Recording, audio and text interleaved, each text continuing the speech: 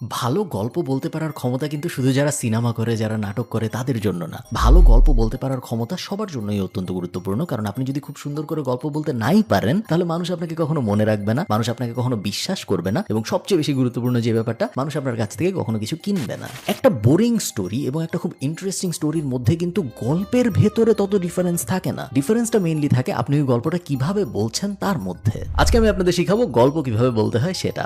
গল্প বলার একটা আর্ট আছে, গল্প বলার একটা সিস্টেম আছে, এবং গল্প বলার একটা স্টেপ বাই স্টেপ প্রসেস এবং গাইডলাইন আছে। যে গাইডলাইন যদি আপনি ফলো করেন, তাহলে আপনি হলিউড মুভির মতো, টেড টকের মতো এবং এর থেকেও আরো অনেক বেশি ইন্টারেস্টিং ওয়েতে নিজের গল্প বলতে পারবেন, যে গল্প শুনে সবাই আপনার সাথে কাজ করতে চাবে। আপনার সেই প্রমোশনটা হবে যেটা অনেকদিন ধরে হয় না। আপনার কাছ থেকে মানুষ বিভিন্ন জিনিস কিনবে যেগুলো আপনি বেচতে চান। ওভারঅল আপনার পার্সোনাল লাইফ বলেন, বা আপনার কোম্পানি লাইফ বলেন, বা আপনার এন্টারপ্রেনারশিপ জার্নির কথা বলেন, বা আপনার এমপ্লয়মেন্ট ক্যারিয়ারের কথা বলেন, সব জায়গায় গল্প বলার স্কিলটা আপনার অনেক কাজে আসবে। চল শুরু করা যায়।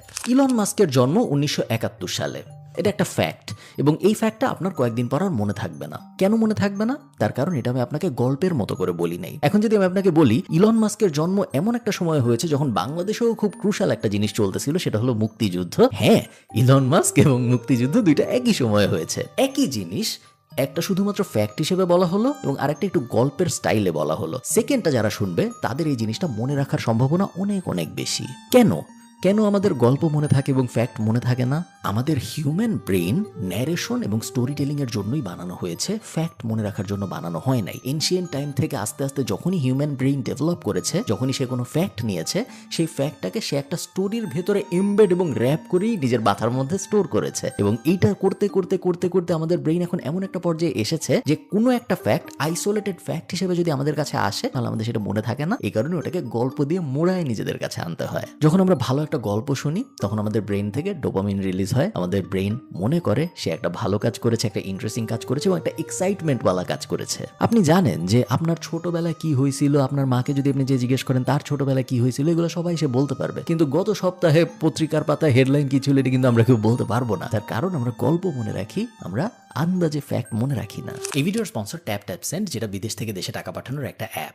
এই অ্যাপের অ্যান্ড্রয়েড এবং আইওএস দুইটা ভার্সনই আছে, এবং এই অ্যাপ ব্যবহার করার মেইন সুবিধা 5টা। এক নম্বর সুবিধা, জিরো ফি অন ট্রান্সফার। টাকা পাঠাতে বা যিনি টাকা রিসিভ করতেছেন তার টাকা রিসিভ করতে কোনো এক্সট্রা টাকা পয়সা খরচ হয় না। 2 নম্বর বেনিফিট, খুবই ভালো এক্সচেঞ্জ রেট। আপনি যখন টাকা পাঠাচ্ছেন, তখন আপনি $1 যখন পাঠাবেন, যিনি রিসিভ করবে তিনি ওই দিনের $1 সমপরিমাণ বিডিটি সবচেয়ে বেশি যেটা হয় সেটাই পাবেন। 3 নম্বর, ফ্লেক্সিবল পেমেন্ট মেথড। আপনি বিকাশে, আপনি নগদে, আপনি ব্যাংক অ্যাকাউন্টে, সিক্রেট পিন ব্যবহার করে কোনো একটা স্পেসিফিক ব্যাংক অ্যাকাউন্টে সবভাবে আপনি টাকা পাঠাইতে পারবেন। 4 নম্বর বেনিফিট, খুবই ভালো ট্রান্সফার স্পিড।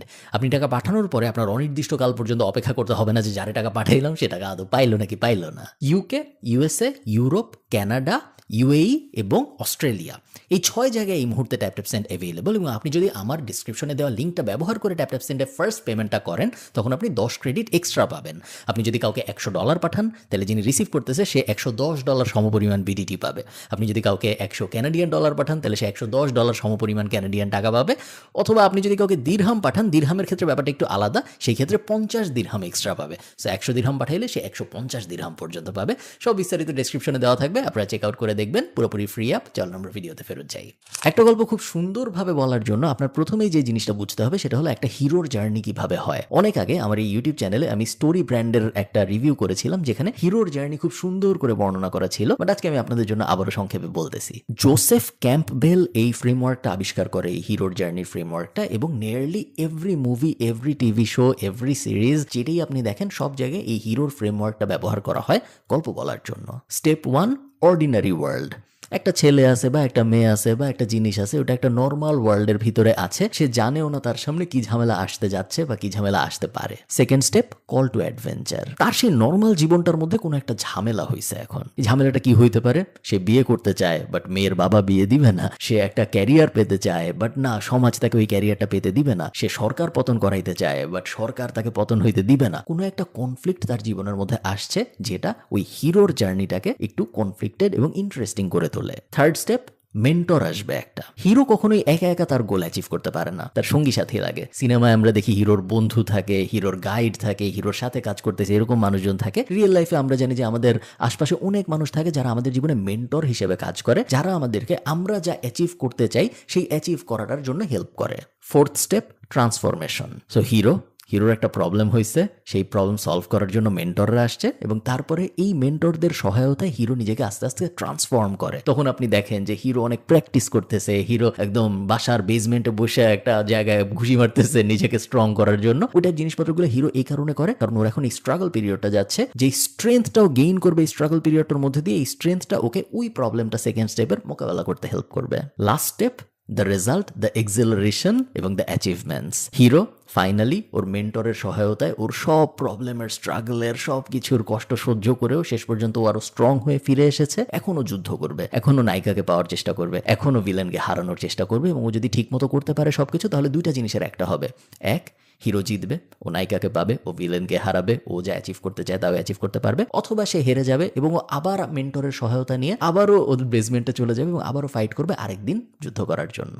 আপনি যখন একটা গল্প বানাবেন তখন আপনি কখনো হিরো হবেন না। আপনি যখন একটা গল্প বানাবেন মানুষকে বলার জন্য, তখন সবসময় মাথায় রাখবেন আপনার অডিয়েন্স হবে আপনার হিরো এবং আপনি হবেন তার মেন্টর। আপনি নিজে যদি হিরো হয়ে যান তাহলে কিন্তু আপনার গল্প কেউ শুনতে চাবে না, কারণ সবাই চায় নিজে হিরো হতে। এবং আপনি যখন আপনার অডিয়েন্সকে, হোক সেটা একটা ফেসবুক অ্যাডে, হোক সেটা একটা ইন্টারভিউর মিটিংয়ে, যেখানেই হোক, সব জায়গায় মনে রাখবেন আপনি যার সাথে কথা বলতেছেন সে ওই গল্পটার হিরো এবং আপনি তার একজন মেন্টর বা গাইড, যে হেল্প করতেছে ওই হিরোটাকে তার জার্নিটা অ্যাচিভ করার জন্য।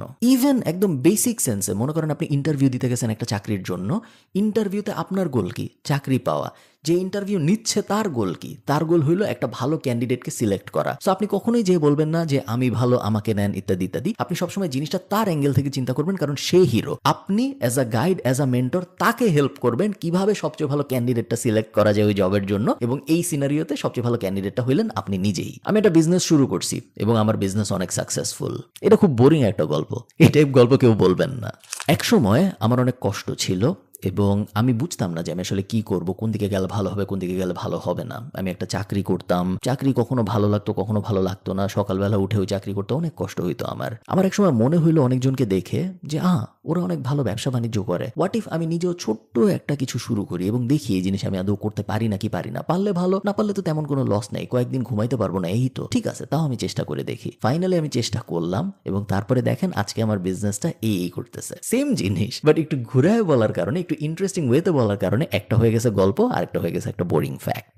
সেভ দ্য ক্যাট মোমেন্ট বলে একটা ফিলোসফি আছে গল্প বলার জগতে। আপনি দেখবেন অনেক সময় একটা সিনেমা যখন আপনি দেখতে বসেন বা একটা গল্প যখন আপনি দেখতে বসেন, একটা নাটক যখন আপনি দেখতে বসেন বা টিভি সিরিজ, কিছু হয় নাই বাট তারপরেও আপনি সাথে সাথে বুঝে গেছেন যে এই গল্পের মেইন ক্যারেক্টারটা কে। কিছু কিন্তু হয় নাই, কোনো অ্যাকশন হয় নাই, কোনো ড্রামা হয় নাই, তেমন কোনো ইন্টারেস্টিং স্টাফও ঘটে নাই স্ক্রিনের ভিতরে, বাট তারপরেও জাস্ট একটা, দুইটা বা তিনটা সিন দেখে আপনি বুঝে গেছেন যে এই গল্পের মেইন ক্যারেক্টারটাকে, কাকে আমার ফলো করা উচিত এবং কার উপর আমি ইনভেস্ট করবো আগামী 10 মিনিট বা আগামী 2 ঘন্টা এবং কার গল্পটা আমি দেখার চেষ্টা করব। এই কনসেপ্টটাকে সেভ দ্য ক্যাট বলার কারণ হলো এটা একটা হলিউডের খুব জনপ্রিয় টার্ম। প্রোটাগনিস্ট, যে গল্পের মেইন ক্যারেক্টার, তার সব সময় ইমিডিয়েটলি তার মেজর স্ট্রাগলটা শুরু করতে হবে না মানুষকে এটা বোঝানোর জন্য যে সেই মেইন ক্যারেক্টার। কখনো কখনো সে খুব সিম্পল কিছু একটা করতে পারে, যেমন একটা বিড়ালকে গাছের থেকে নামাইতে পারে, বিড়ালটা গাছে আটকে ছিল, সে বিড়ালটাকে সেভ করলো। এই সিম্পল কাজটাও শুরুতে যখন সে করে তখন অডিয়েন্স বুঝে যায় যে হ্যাঁ এইটা মেইন ক্যারেক্টার, এই মেইন ক্যারেক্টারটা ইন্টারেস্টিং কাজকর্ম করবে এবং বাকি পুরাটা সময় যতক্ষণ পর্যন্ত আমি এই জিনিসটা দেখবো ততক্ষণ পর্যন্ত আমার এই মেইন ক্যারেক্টারটার উপরেই ফোকাস করতে হবে।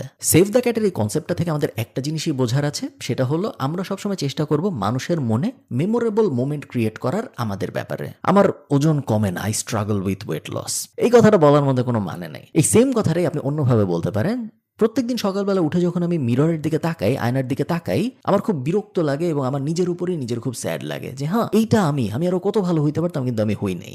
গোলটা হলো মানুষের মনে আমাদের ব্যাপারে মেমোরেবল মোমেন্ট সৃষ্টি করার জন্য। আমি যদি সিম্পলি বলতাম যে ভাই আমি মোটা হয়ে যাচ্ছি, আমি শুকানোর চেষ্টা করতেছি, ওটা তেমন কোনো ইন্টারেস্টিং মোমেন্ট ক্রিয়েট করে না মানুষের মনে। কিন্তু এই সেম কথাই যদি আমি বলি যে ভাই আপনি কি কখনো আয়নার দিকে তাকাইছেন সকালবেলা উঠে? আমি প্রত্যেকদিন তাকাই এবং আমি যা দেখি আমার ভালো লাগে না। আপনার কি কখনো এরকম হয়েছে? সেম কথা, সেম ইমোশন, বাট বলার ধরনের ডিফারেন্সের কারণে, স্টোরি ব্যাপারটা চলে আসার কারণে সেকেন্ডটা অনেক বড় লাস্টিং ইম্প্যাক্ট ক্রিয়েট করবে, যেটা ফার্স্ট সেটটা কখনো করবে না। এবং আমাদের গোলই এটা আমাদের গোল হলো লাস্টিং ইমপ্রেশন যেন আমরা ক্রিয়েট করতে পারি, কারণ যে আমাদের মনে রাখে না সে আমাদের কাছ থেকে কখনো কিছু কিনবে না। যে আমাদের মনে রাখে না তার ইউনিভার্সের মধ্যে আমাদের কোনো জায়গা নেই, যেই কারণেই তাদের ইউনিভার্সের সাথে আমাদের কোনো লেনাদেনই কখনো হবে না, যেটা আমরা চাই না। একটা বই আছে মেড টু স্টিক নাম, এবং নাম শুনে আপনারা বুঝতে পারতেছেন কিভাবে কিছু স্টিক করে, এটা নিয়ে মনে হবে বইটা। এবং এক্স্যাক্টলি তাই, কোনো একটা গল্প কেন মানুষের অনেক দিন পর্যন্ত মনে থাকে ভার্সেস কোনো একটা গল্প কেন যেন আমরা শুনে কিছুদিন পরে ভুলে যাই, ডিফারেন্সটা আসলে কি? কোনো গল্প কেন অনেকদিন মনে থাকে এবং কোনো গল্প কেন থাকে না, কোনো গল্প কেন আমাদের সাথে স্টিক করে? টার্নস আউট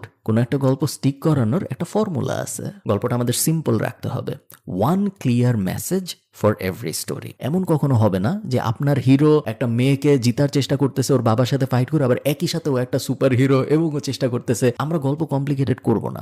গল্প যত কমপ্লিকেটেড হবে, গল্পের প্রোটাগনিস্ট এবং অ্যান্টাগনিস্ট যত বেশি থাকবে, তত অডিয়েন্সের মনে ফ্র্যাগমেন্টেড ইমোশনের সৃষ্টি হবে, ডিফারেন্ট ওপিনিয়নের সৃষ্টি হবে, ডিফারেন্ট পার্টের ব্যাপারে, যেটা আমরা চাই না। আমরা চাই সিম্পল গল্প, কারণ সিম্পল গল্পই মানুষের অনেকদিন মনে থাকে। 1 নম্বর রুল, আমরা আমাদের গল্প সিম্পল রাখবো। সিম্পল রাখা বলতে আমি কি বোঝাচ্ছি? আমাদের গল্পতে কখনো আমরা বেশি অ্যাঙ্গেল যুক্ত করব না। যেমন ধরেন আপনি একটা ফেসবুক অ্যাড বানাচ্ছেন একটা খাবারের জন্য, আপনি একের বেশি দুইয়ের বেশি 3টা অ্যাঙ্গেল যখন যুক্ত করবেন, আপনি দেখবেন আপনার কনভার্সন আস্তে আস্তে খারাপ হওয়া শুরু করবে। আমার খাবার অনেক মজা, এই খাবার যদি খান আপনার অনেক ভালো লাগবে। হিরোকে আমরা বলতেছি যে হিরো যদি ওই খাবারটা খায় তাহলে হিরোর অনেক মজা লাগবে, এবং আমরা মেন্টর হিসেবে হিরোকে গাইড করতেছি ওই খাবারটা খাওয়ার জন্য। একই সাথে যদি আমরা এখন এটাও বলি আমাদের খাবার দেখতে অনেক সুন্দর, আমাদের খাবার যদি আপনি খান তাহলে আপনার ওয়েট লস হবে, আমাদের খাবার যদি আপনি খান তাহলে আপনি কালকে বিয়ে করতে পারবেন। যত আপনি অ্যাঙ্গেল যুক্ত করবেন, যত আপনি কমপ্লিকেটেড করবেন আপনার স্টোরিটাকে, তত আপনার স্টোরির এফেক্টিভনেস কমবে। সো স্টোরিকে আমরা সবসময় সিম্পল রাখবো। সেকেন্ড, আমরা সবাই মোটামুটি জানি আনএক্সপেক্টেড টুইস্ট যুক্ত করা। মানুষের ব্রেন চায় ইন্টারেস্টিং গল্প, মানুষের ব্রেন চায় এমন গল্প যেটা মানুষের ব্রেন থেকে ডোপামিন, এক্সাইটমেন্ট রিলিজ করবে। সো নর্মাল একটা গল্প থেকে গল্পটা যদি শুরু হয় এভাবে যে এই ভুলটা যদি আমি না করতাম তাহলে কোনোদিনও আমার $10,000 লস হইতো না, আমি আপনাকে বলতেছি আমি কি করছি, আপনি কিন্তু অলরেডি হুকড হয়ে গেলেন, কারণ আপনি একটা আনএক্সপেক্টেড টুইস্ট দিয়ে গল্পটা শুরু করেছেন। Third rule, make it emotional.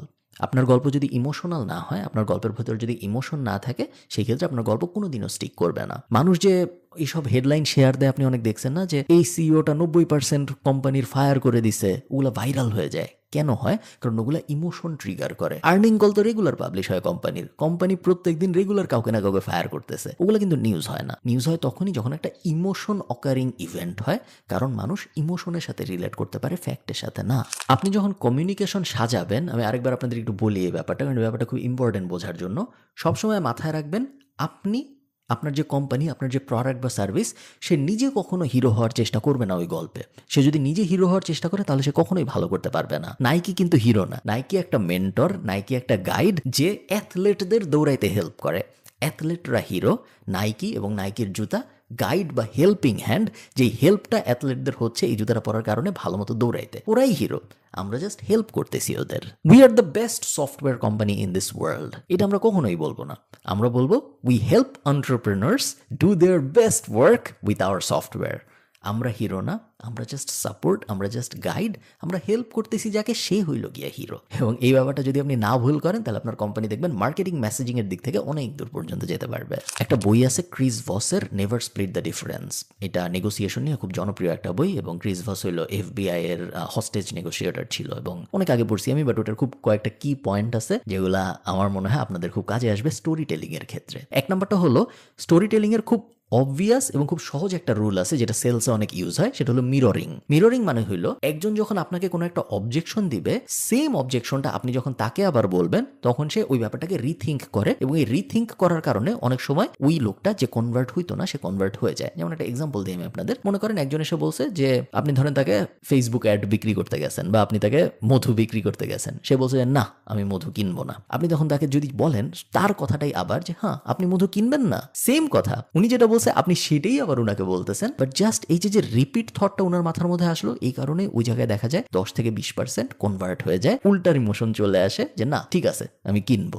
লাস্টে একটা জিনিস সবসময় মাথায় রাখবেন, কোনো একটা গল্পের ভিতরে যদি অ ফ্যাক্টর না থাকে, AWE অ ফ্যাক্টর না থাকে, কোনো একটা গল্পের ভিতরে যদি অ্যাঙ্গার ফ্যাক্টর না থাকে, এবং কোনো একটা গল্পের ভিতরে যদি এক্সাইটমেন্ট ফ্যাক্টর না থাকে, তাহলে ওই গল্প কখনোই ভাইরাল হবে না, ওই গল্প কখনোই মানুষ অনেকদিন পর্যন্ত মনে রাখবে না। সো গল্প শুনে মানুষের অ ফ্যাক্টর আসতে হবে, ইন্সপায়ার্ড ইনক্লাইন্ড হইতে হবে, অথবা ইন্টারেস্টেড হইতে হবে, অথবা মোটিভেটেড হইতে হবে। গল্পটা শুনে মানুষের রাগ হইতে পারে, অ্যাঙ্গার ফ্যাক্টর আসতে পারে, অথবা গল্পটা শুনে মানুষের এক্সাইটমেন্ট ফ্যাক্টরস আসতে পারে। এই তিনটার কোনো একটা যদি না থাকে, একের বেশি যদি থাকে তাহলে আরো ভালো, বাট কোনো একটা যদি না থাকে তাহলে আপনার ওই গল্প খুব বেশি দূর যাবে না। আশা করি আপনাদের এই স্টোরি টেলিং মাস্টার ক্লাসটা ভালো লাগছে। গল্প বলা আমার খুব পছন্দের একটা কাজ, আপনারা হয়তো অনেকেই জানেন, এবং আমি গল্প বলা নিয়ে বেশ রিসার্চ করি যে কিভাবে কোনো একটা কিছু বললে অনেক মানুষ শুনবে ভার্সেস কিভাবে কিছু বললে কেউ শুনবে না, এবং আমি এগুলোর অনেকগুলা স্ট্র্যাটেজি অ্যাপ্লাই করি আমার গল্প বলার সময়, এবং তার অনেক কিছুই হয়তো কাজ করে, অনেক কিছু আবার হয়তো করে না। আমিও কনস্ট্যান্টলি শিখতেছি। ভালো থাকেন সবাই, সবার সাথে আমার দেখা হবে পরের কোনো একটা ভিডিওতে। টাটা।